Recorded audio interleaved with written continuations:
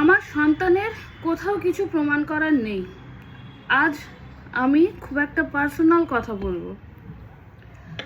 আমি জানি এটা শুধু আমার একার অভিজ্ঞতা নয়, অনেক অটিজম পেরেন্টেরই জীবনে কোনো না কোনো সময়ে এমন একটা ফেজ আসে। আমারও এসেছিল, আর সেই ঘটনাটা আমাকে একটা খুব গুরুত্বপূর্ণ জিনিস বুঝিয়েছে। আমার সন্তানের সীমাবদ্ধতা যতটা না আমায় কষ্ট দেয়, তার থেকে অনেক বেশি কষ্ট দেয় আমার নিজের এক্সপেকটেশন। কয়েকদিন আগে একটা খুব ছোট্ট ঘটনা নিয়ে আমি গুগলের উপরে ভীষণ রেগে গিয়েছিলাম। ওর নিজের যত্ন নেওয়া বা পরিচ্ছন্নতার রুটিনের একেবারে সাধারণ দৈনন্দিন একটা ছোট কাজ নিয়ে আমরা প্র্যাকটিস করছিলাম, যে কাজটা সাধারণত একটা বাচ্চা বড় হওয়ার সঙ্গে সঙ্গে খুব সহজেই নিজের দায়িত্বে নিয়ে নেয়। স্কুল না থাকলে আমি ওকে ভার্বালি ইনস্ট্রাকশন দিই, আর ও চেষ্টা করে নিজে নিজে কাজটা করতে। এটা শুনতে খুব ছোট একটা কাজ, তাই না? কিন্তু আমার মাথায় তখন একটা কথাই ঘুরছিল, এইটুকু কাজও এতদিন ধরে শেখাতে হচ্ছে কেন? আমি এতটাই ফ্রাস্ট্রেটেড হয়ে গিয়েছিলাম যে আমি চিৎকার করছিলাম। রাগের মাথায় এমন কথাও বলেছি যেগুলো কোনো মায়েরই তার সন্তানকে বলা উচিত নয়। আমি বলেছি, তুই গাধা, তোর কিচ্ছু হবে না, সারা জীবন তুই এমনিই থাকবি। আজ এগুলো বলতে আমার খারাপ লাগছে, কারণ গুগল তখন কাঁদছিল, আর আমি ওকে শেখানোর জায়গায় আমার নিজের ফ্রাস্ট্রেশন ওর ওপরে ঢেলে দিচ্ছিলাম। কিন্তু পরে যখন আমি শান্ত হলাম, তখন একটা জিনিস বুঝলাম, গুগলের তো সমস্যা আছে।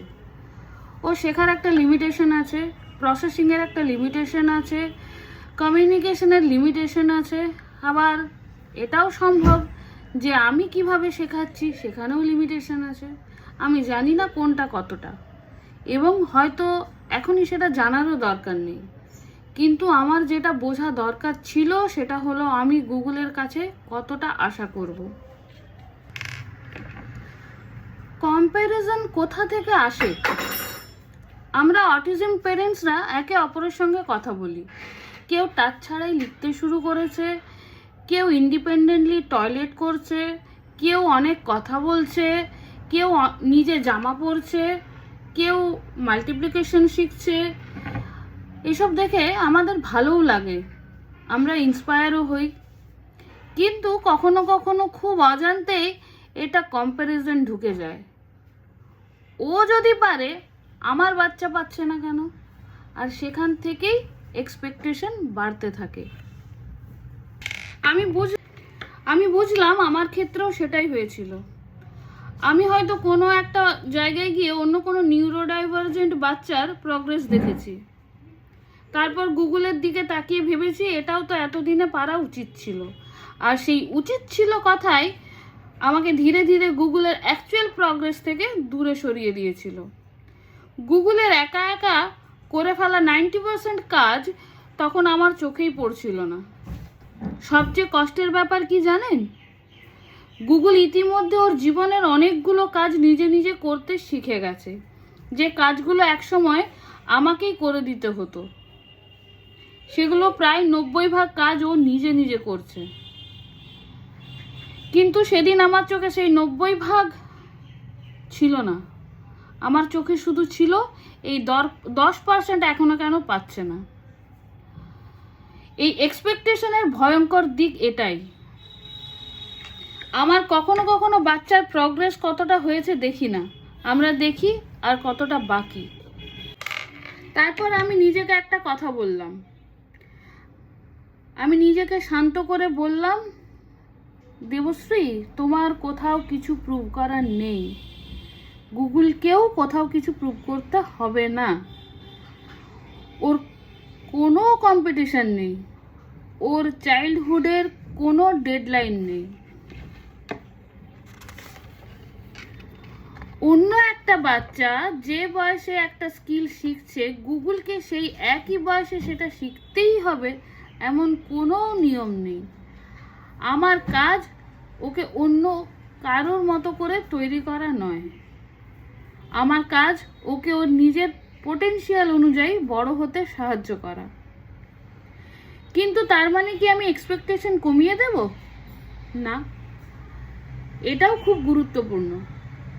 আমি গুগলকে আন্ডার এস্টিমেট করবো না। আমি বলবো না ও অটিজমের বাচ্চা, তাই ও পারবে না। বরং আমি সুযোগ দেব, শেখাবো, প্র্যাকটিস করাবো, প্রয়োজনে সাহায্য করব। কিন্তু একই সঙ্গে মনে রাখবো, একটা স্কিল শেখার জন্য ওর যত সময় লাগে সেটা ওর সময়। আমার ফ্রাস্ট্রেশন দিয়ে সেই সময়টাকে ছোট করা যাবে না।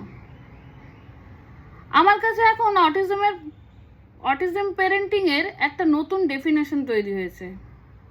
আন্ডার এস্টিমেট করবো না, ওভার এক্সপেক্ট করবো না, কম্পেয়ার করবো না, অবজার্ভ করব।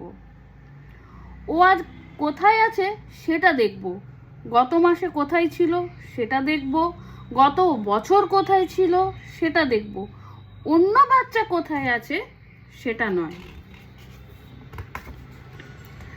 আরেকটা কথা পেরেন্টসদের বলবো, কোনো একটা দিন আপনি ভীষণ রেগে যেতে পারেন। আপনার মনে হতে পারে আমি আর পাচ্ছি না। আপনি হয়তো এমন কথাও বলে ফেলতে পারেন যেটা আপনার নিজের কাছেই ভয়ঙ্কর লাগবে। তার মানে এই নয় যে আপনি খারাপ মা বা খারাপ বাবা। ভুল হলে সেটা অ্যাকনলেজ করতে হবে, প্রয়োজনে সন্তানের কাছে সরি বলতে হবে। Repair is also a part of parenting. একটা খারাপ দিন আপনার পুরো প্যারেন্টিংকে ডিফাইন করে না। যত তাড়াতাড়ি এই সব ফেজগুলো কাটিয়ে উঠবেন, রিফ্রেশ মোডে আসতে পারবেন, তত বেশি দুজনেরই লাভ। আজ তাই গুগলের কাছে আমার একটা নতুন কমিটমেন্ট আছে। আমি ওকে আন্ডার এস্টিমেট করবো না, অন্য কারোর সঙ্গে কম্পেয়ার করবো না, করে ওকে জাজ করবো না। ওর প্রোগ্রেস নিয়ে আমি দেখব, ওর এফোর্ট দেখব, ওর ছোট ছোট ইন্ডিপেন্ডেন্স দেখব। আর যখন কোনো একটা স্কিল অনেক দিনেও আসবে না, তখন নিজেকে জিজ্ঞেস করব, গুগল পারছে না কেন? এর আগে আমার এক্সপেকটেশনটা কি ওর বর্তমান জায়গার সঙ্গে মানানসই? কারণ শেষ পর্যন্ত আমার সন্তানের কোথাও কিছু প্রমাণ করার নেই, আমারও নেই।